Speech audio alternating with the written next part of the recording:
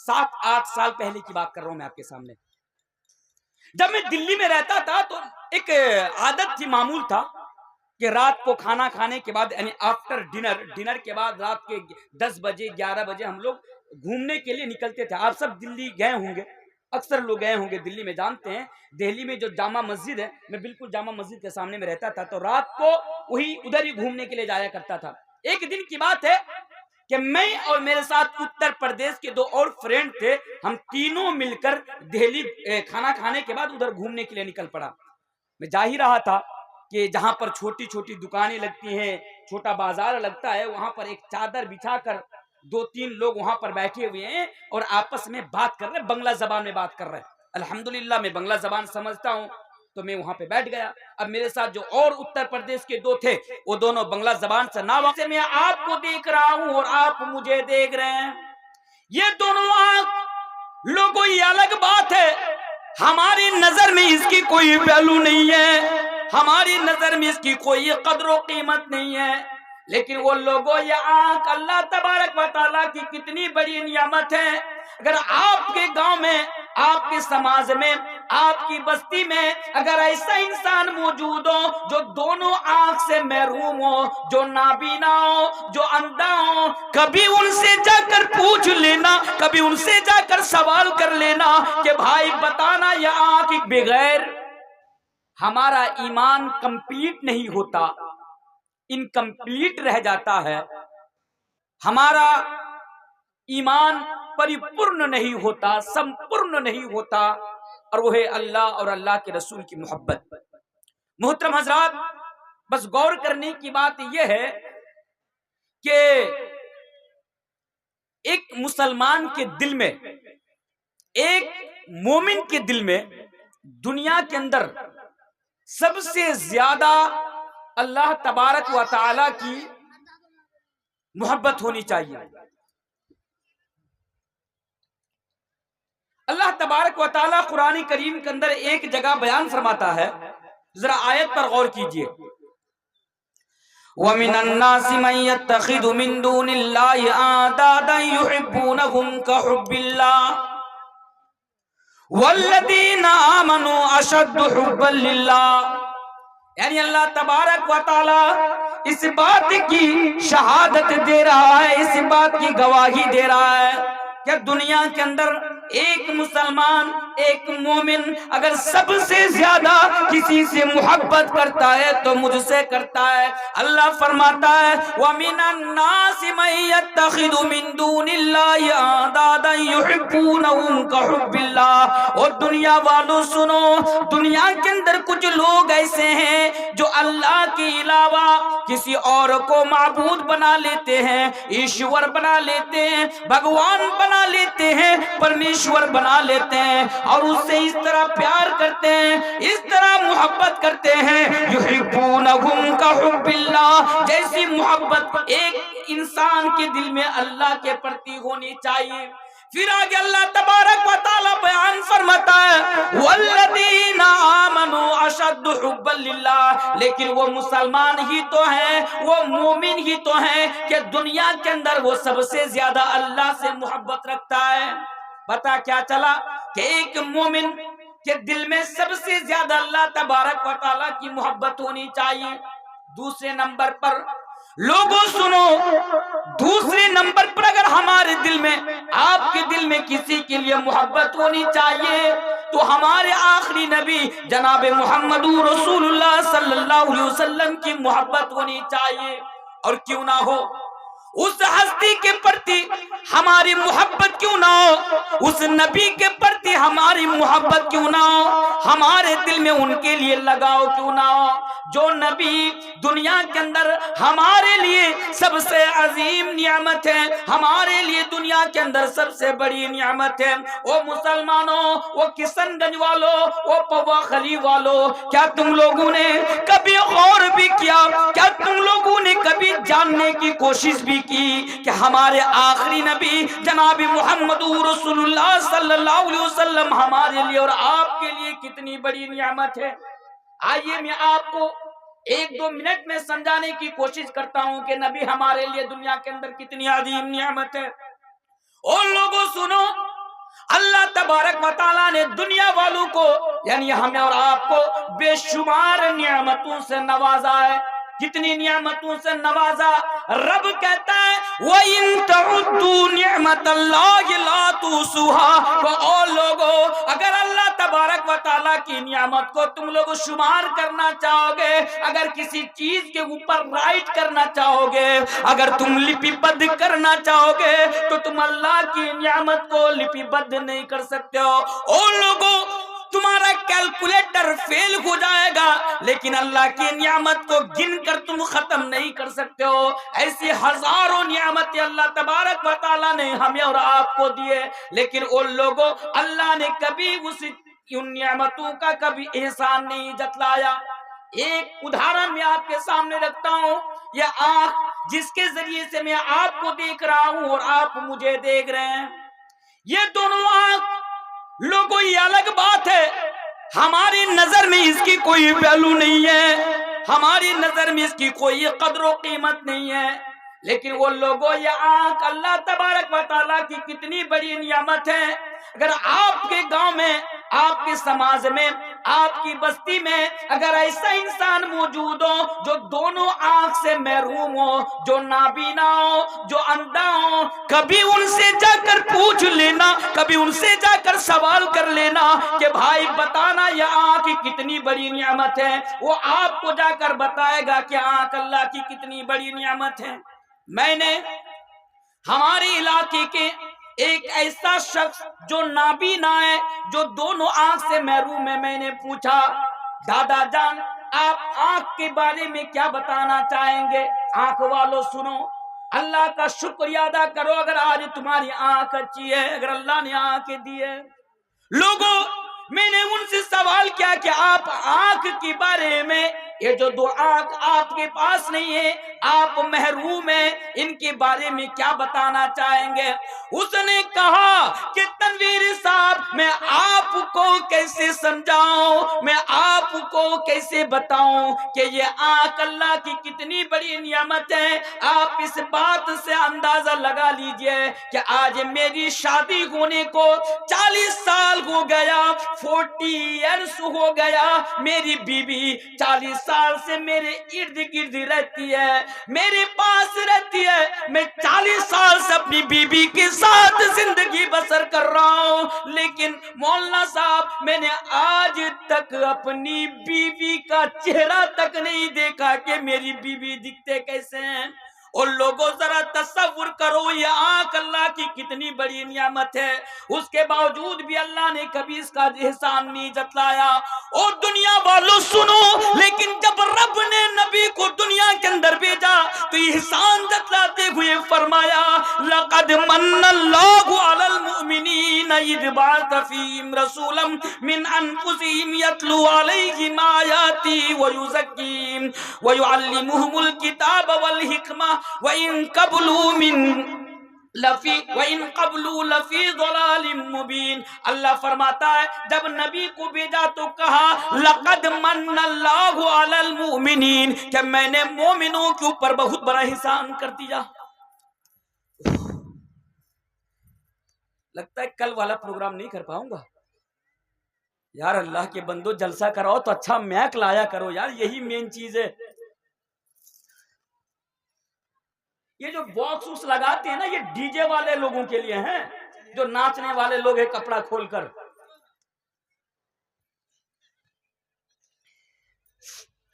تو کیا بول رہا تھا, اللہ نے جب نبی کو دنیا کے اندر بھیجا تو کہا لقد من اللہ علی المؤمنین, مومنوں میں نے تمہارے اوپر بہت بڑا احسان کر دیا. اللہ اکبر. یہ نبی ہمارے لیے دنیا کے اندر اتنی بڑی نعمت, اور ذرا سوچو کہ اس نبی کے پرتی ہمارے دل میں الفت نہ ہو, اس نبی کے پرتی ہمارے دل میں محبت نہ ہو, یہ کیسی بات ہے.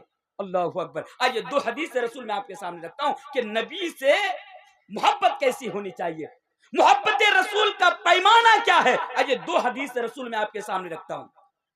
پہلی حدیث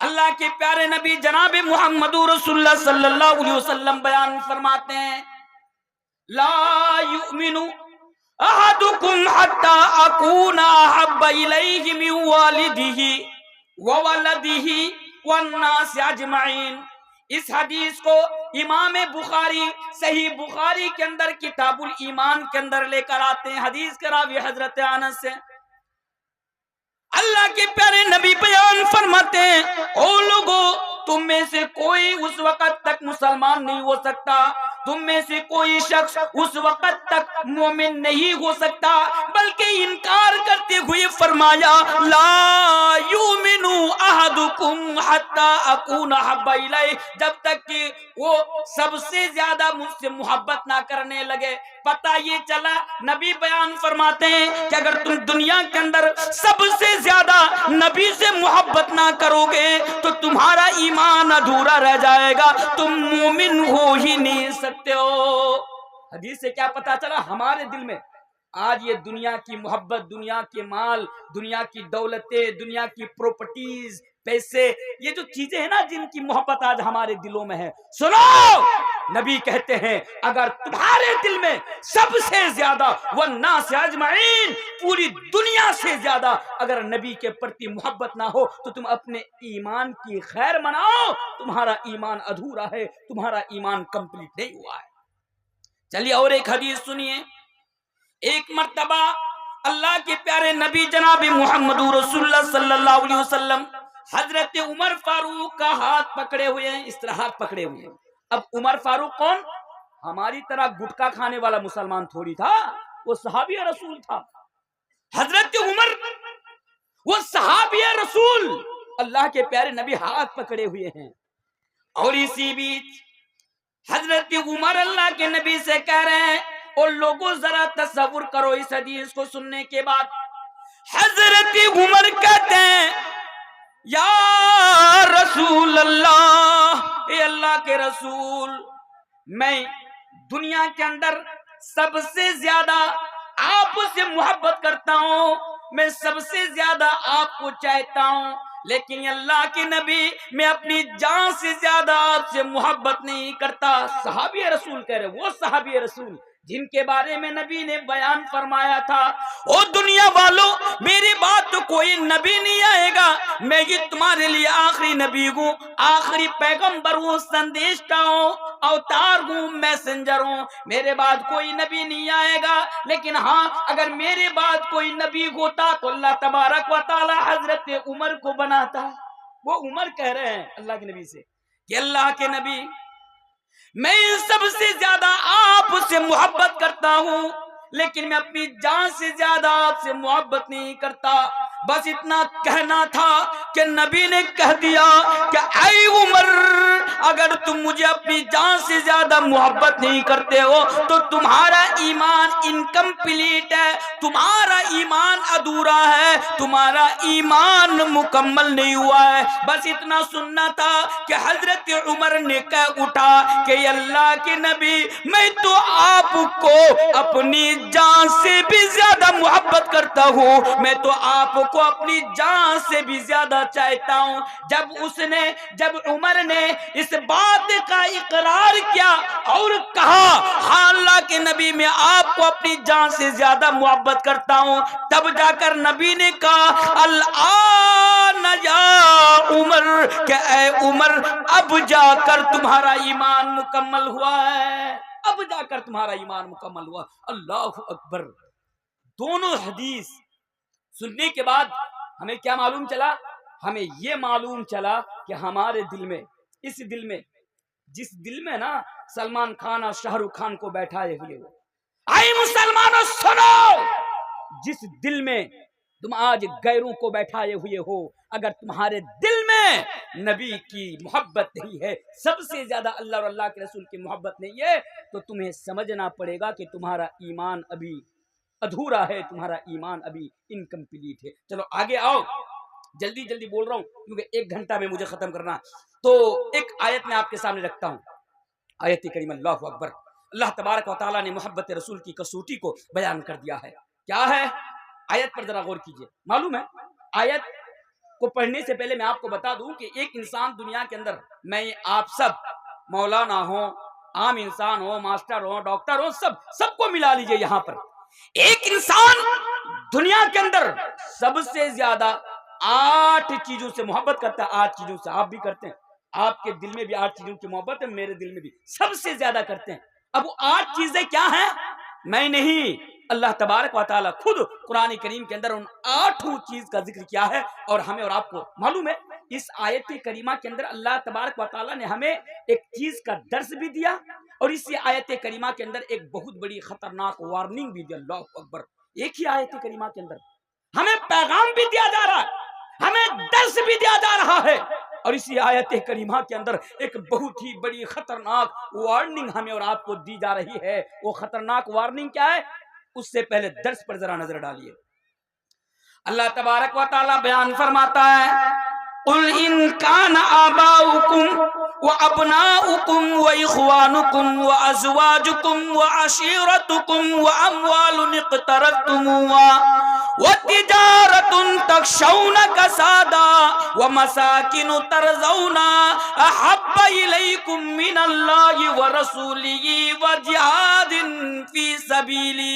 اللہ فرماتا ہے کہ اے نبی، یہ امپریٹیو سینٹنس ہے، قل کہ اے نبی آپ دنیا والوں سے کہہ دیجئے، اے نبی آپ کشن گنج میں رہنے والے مردوں سے اور عورتوں سے کہہ دیجئے، آپ پوا خالی جلسہ میں آنے والے لوگوں سے کہہ دیجئے، کیا کہہ دیجئے؟ یہ کہیے کہ ان کان آباؤکم و ابناؤکم و اخوانکم و ازواجکم، کہ اے لوگو اگر تم اپنے باپ سے محبت کرتے ہو، اپنی اولاد سے محبت کرتے ہو، و اخوانکم اپنے بھائیوں سے محبت کرتے ہو، و ازواجکم اپنی بیویوں سے محبت کرتے ہو، و اموال اقترفتموها و تجارت تخشون کسادها، اسی طرح وہ عشیرتکم اگر تم اپنے خاندان سے محبت کرتے ہو، اس کے بعد وہ اموال اقترفتموها اگر مال سے محبت کرتے ہو اور بزنس سے محبت کرتے ہو تو کرو، کوئی حرج کی بات نہیں۔ اس کو ذرا سنیے، 8 چیزوں کا ذکر کیا، باپ سے، بیٹا سے، بھائی سے، بیوی سے، برادری اور خاندان سے، مال سے، بزنس سے، وَمَسَاكِنُ تَرْضَوْنَهَا، اور تم جس گھر میں رہتے ہو اس گھر سے۔ یہ جو 8 چیزیں ہیں، اگر محبت کرتے ہو خوب محبت کرو، کوئی منع نہیں کر رہا، کوئی حرج کی بات نہیں ہے، تم کرو، اسلام نے منع نہیں کیا، لیکن ہاں 8 چیزوں کا ذکر کرنے کے بعد اللہ تبارک و تعالیٰ اب وارننگ ہمیں اور آپ کو دے رہے۔ کیا وارننگ دے رہے ہیں؟ اے لوگو اب سنو، ان 8 چیز میں سے 8 چیز یا ان میں سے اگر کوئی ایک چیز کی محبت بھی احب الیکم من اللہ ورسولہ وجہاد فی سبیلہ، اگر اللہ کے رسول اور اللہ کے راستے میں جہاد کرنے کی محبت سے، یعنی اگر ان کی محبت پر اگر غالب آ جائے، یعنی اگر اللہ اور اللہ کے رسول سے زیادہ اگر ان 8 چیزوں میں سے کسی ایک چیز کی محبت بھی تمہارے دل میں یعنی غالب آ گئی، زیادہ ہو گئی، تو سنو، فَتَرَبَّصُوا حَتَّى يَأْتِيَ اللَّهُ بِأَمْرِهِ، تو اللہ فرماتا لوگو اللہ کی طرف سے آنے والا عذاب کا انتظار کرو، فَتَرَبَّصُوا حَتَّى يَأْتِيَ اللَّهُ بِأَمْرِهِ، یعنی اللہ کہہ رہا ہے کہ لوگو تم انتظار کرو، تمہاری اوپر اللہ کا عذاب آئے گا، انتظار کرو، انتظار کرو، فَتَرَبَّصُوا حَتَّى يَأْتِيَ اللَّهُ بِأَمْرِهِ، کہ تمہارے اوپر اللہ کا عذاب آئے گا۔ اب ذرا ایمانداری کے ساتھ بتائیے، آپ کے دل میں ان 8 چیزوں کی محبت اللہ اور اللہ کے رسول سے زیادہ نہیں ہے کہ نہیں ہے؟ اب آپ یہ بھی ذرا سوچئے کہ اللہ نے ہمیں یہ وارننگ دی تھی، فَتَرَبَّصُوا حَتَّى يَأْتِيَ اللَّهُ بِأَمْرِهِ، کہ اللہ کا عذاب آئے گا تمہارے اوپر۔ ذرا ایمانداری کے ساتھ بتانا، کیا آج اللہ کے عذاب ہمارے اوپر نہیں آ رہے ہیں؟ آ رہے ہیں میرے بھائیوں، یہ عذاب نہیں تو کیا؟ آج پوری دنیا کی بات کر رہا ہوں، آج مسلمان پوری دنیا کے اندر جوتا کھانے پر مجبور ہے، جوتا کھا رہے ہیں، مسلمان در در کے ٹھوکریں کھا رہے ہیں، مسلمانوں کی کوئی ویلو نہیں، مسلمانوں کی کوئی قدر نہیں، مسلمانوں کے لیے آج دنیا میں کچھ نہیں۔ میرے بھائیوں ذرا بتائیے وہ مسلمان ذرا اس ٹائم کو اور اس وقت کو ذرا یاد کیجئے کہ پوری دنیا مسلمانوں کو احترام کی نگاہوں سے دیکھتی تھی، لیکن آج وہی دنیا مسلمانوں کو ذلت کی نگاہوں سے دیکھ رہی ہے۔ آج مسلمانوں کی کوئی ویلو نہیں ہے، طرح طرح کے مصائب، طرح طرح کے آج مسلمانوں کے اوپر ظلم و ستم کے پہاڑ توڑے جا رہے ہیں۔ میرے بھائیو یہ تو حقیقت ہے۔ آج سب کے ہاتھ میں موبائل فون ہے، آپ کے ہاتھ میں موبائل فون ہے، ہمارے ہاتھ میں موبائل فون ہے، ہم تو دیکھ رہے ہیں سوشل میڈیا کے ذریعے سے اور نیوز چینلوں کے ذریعے سے کہ آج مسلمانوں کے ساتھ کیا کچھ نہیں ہو رہا ہے۔ میرے بھائیو یہی تو اللہ کا عذاب ہے۔ اور کیا چاہتے ہیں، کب تک اور انتظار کرو گے؟ مسلمانوں اب تو وقت نہ یعنی ہوش کا ناخن لو، اب تو مسلمانوں ذرا سدھر جاؤ۔